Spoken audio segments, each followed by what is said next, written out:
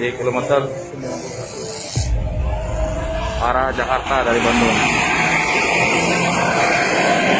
Sudah ditangani oleh Laka Lantas PJR.